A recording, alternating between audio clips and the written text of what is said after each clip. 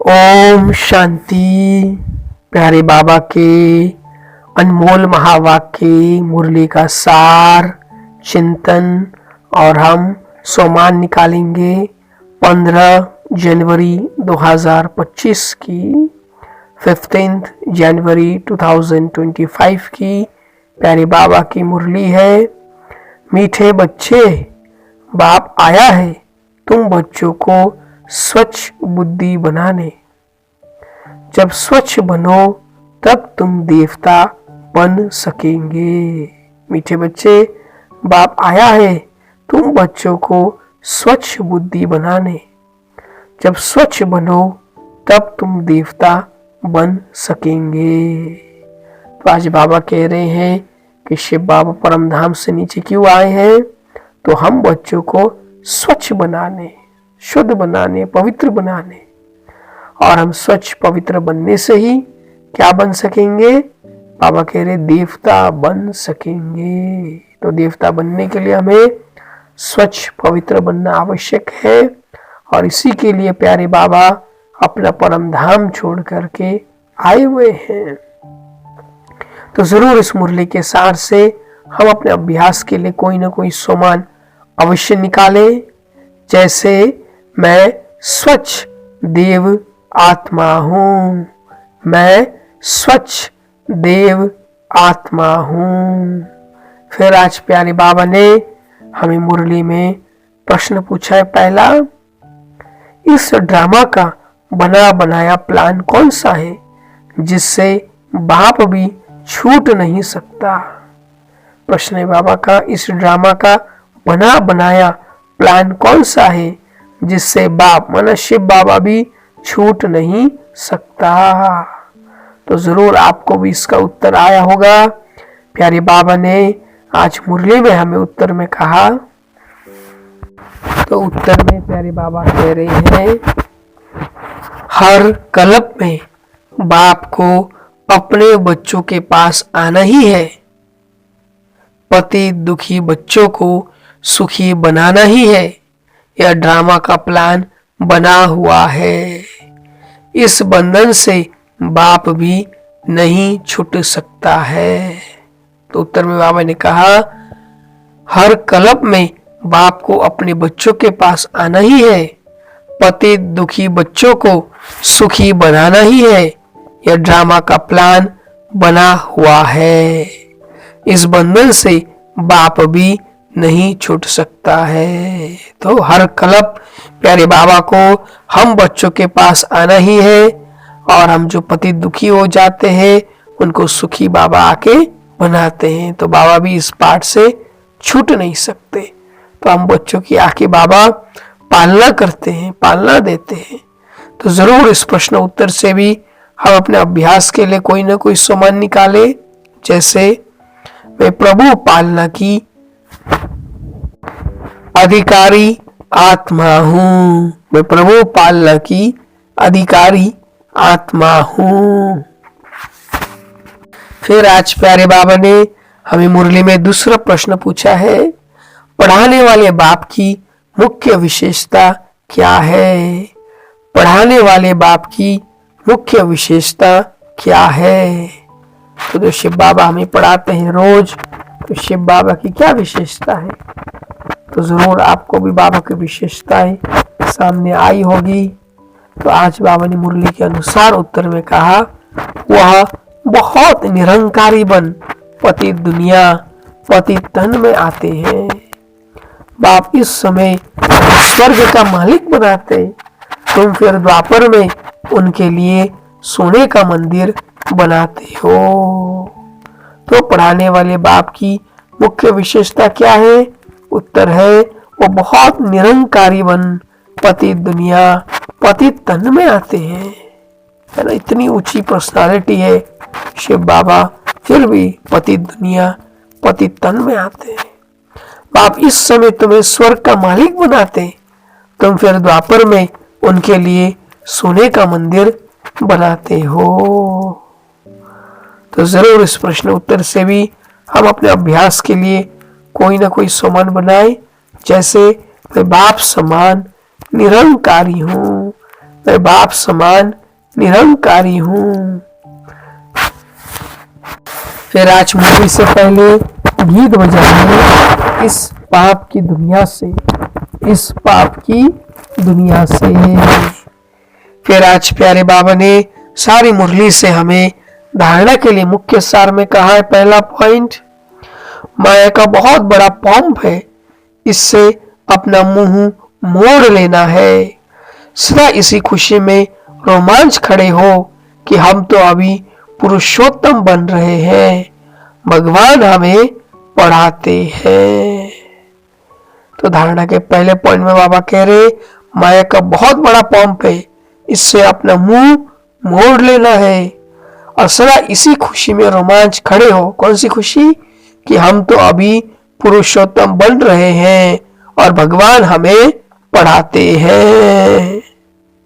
तो जरूर इस धारणा के पहले पॉइंट से भी हम अपने अभ्यास के लिए कोई न कोई सुमन बनाए, जैसे मैं पुरुषोत्तम आत्मा हूं, मैं पुरुषोत्तम आत्मा हूं। फिर धारणा के लिए बाबा ने दूसरा पॉइंट कहा, विश्व का राज्य भाग्य लेने के लिए सिर्फ पवित्र बनना है। जैसे बाप निरंकारी बन पतित दुनिया पतित तन में आते हैं, ऐसे बाप समान निरंकारी बन सेवा करनी है। तो धारणा के सेकंड पॉइंट में बाबा कह रहे, विश्व का राज्य भाग्य लेने के लिए क्या करना है? सिर्फ पवित्र बनना है। और जैसे बाप निरंकारी बन पतित दुनिया पतित तन में आते हैं, ऐसे बाप समान निरंकारी बन सेवा करनी है। तो जरूर इस धारणा के सेकंड पॉइंट से भी हम अपने अभ्यास के लिए कोई ना कोई सुमन बनाए, जैसे मैं विश्व राज्य अधिकारी आत्मा हूं, मैं विश्व राज्य अधिकारी आत्मा हूं। फिर आज प्यारे बाबा का हम बच्चों के लिए मधुर वरदान है, एक के साथ सर्व रिश्ता निभाने वाले, सर्व किनारों से मुक्त संपूर्ण फरिश्ता भवा।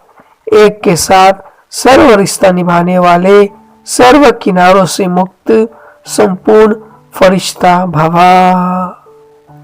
तो एक बाबा के साथ हम सर्व रिश्ता निभाते हैं, है ना, तो क्या बन जाते हम? संपूर्ण फरिश्ता, क्योंकि हम सर्व बातों से मुक्त हो जाते। तो वरदान के स्पष्टीकरण में बाबा ने समझाया है, देखो जैसे कोई चीज बनाते हैं, है ना, खाने की चीज, हलवा आदि जो भी है, जब वो बनकर तैयार हो जाती है तो किनारा छोड़ देती है। ऐसे जितना संपूर्ण स्टेज के समीप आते जाएंगे उतना सर्व से किनारा होता जाएगा। जब सब बंधनों से वृत्ति द्वारा किनारा हो जाए, अर्थात किसी में भी लगाव ना हो, तब संपूर्ण फरिश्ता बनेंगे। एक के साथ सर्व रिश्ते निभाना यही ठिकाना है, इसे ही अंतिम फरिश्ते जीवन की मंजिल समीप अनुभव होगी, बुद्धि का भटकना बंद हो जाएगा। तो कितना सुंदर बाबा ने हमें वरदान के स्पष्टीकरण में समझाया कि जैसे कोई चीज बनाते हैं तब वह बनकर तैयार हो जाती है तो किनारा छोड़ देती है ना, ऐसे जितना संपूर्ण स्टेज के समीप आते जाएंगे उतना सर्व से किनारा होता जाएगा।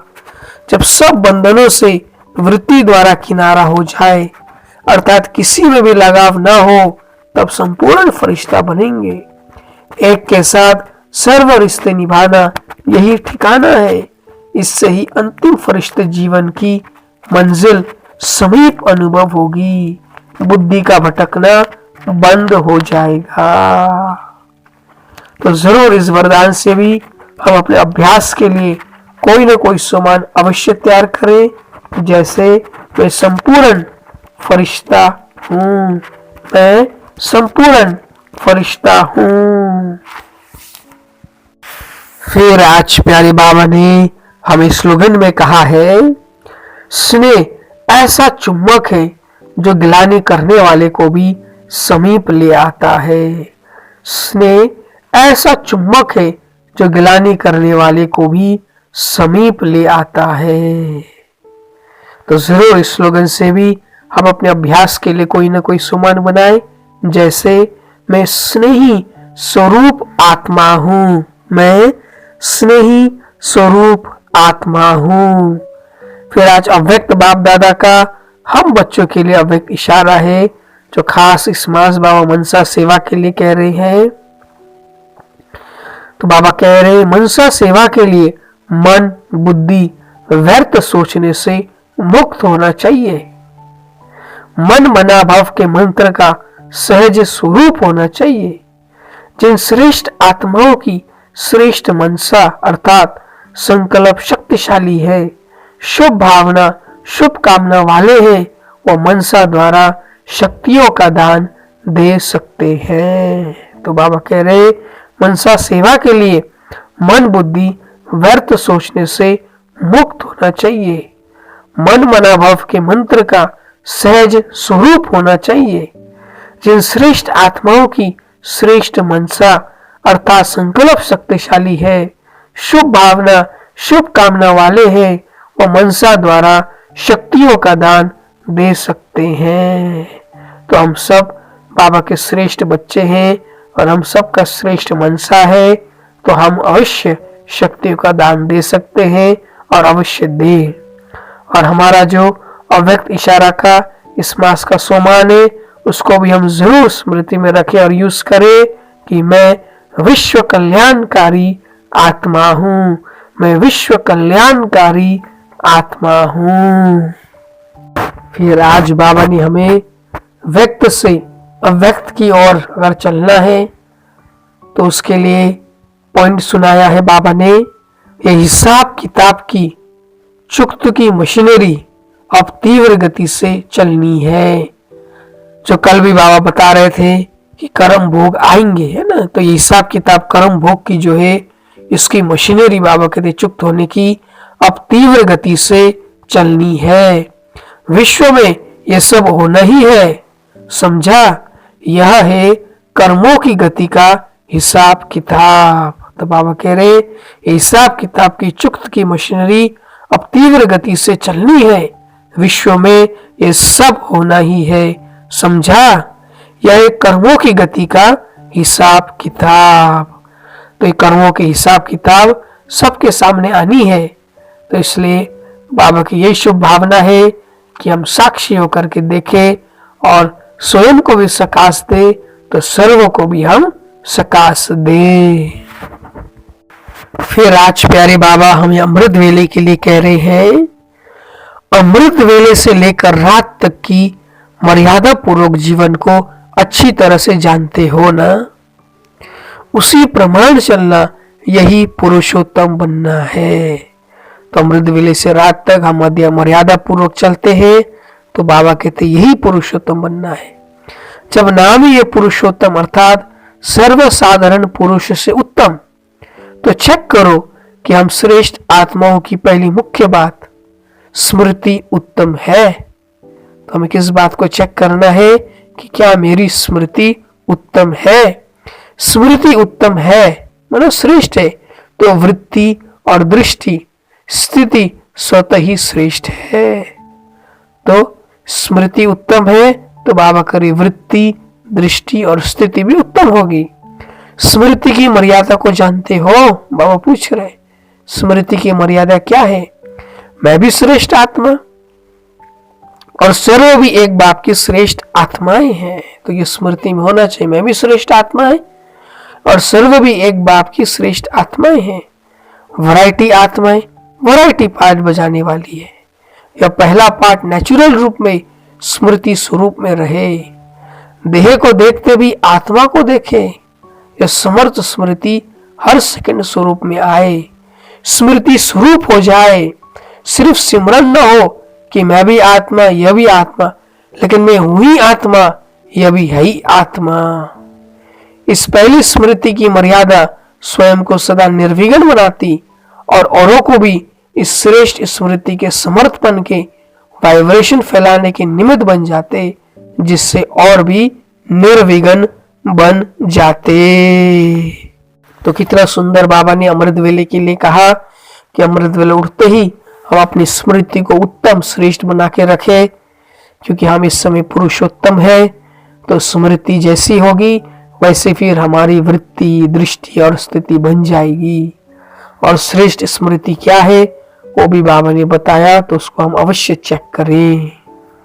और सारा मुरली आप अवश्य सेंटर पे जाके सुनिएगा, पढ़िएगा और अपने मनन चिंतन के लिए कोई ना कोई टॉपिक अवश्य बनाइएगा। जैसे आज बाबा ने दूसरे प्रश्न में कहा ना कि पढ़ाने वाले की क्या मुख्य विशेषता है, तो हमारे परम शिक्षक शिव बाबा है, तो बाबा की क्या क्या विशेषताएं हैं, चाहे ब्रह्मा बाबा की भी क्या क्या विशेषताएं हैं, तो दोनों की विशेषता कम से कम हम 50-50 पॉइंट अवश्य निकालें।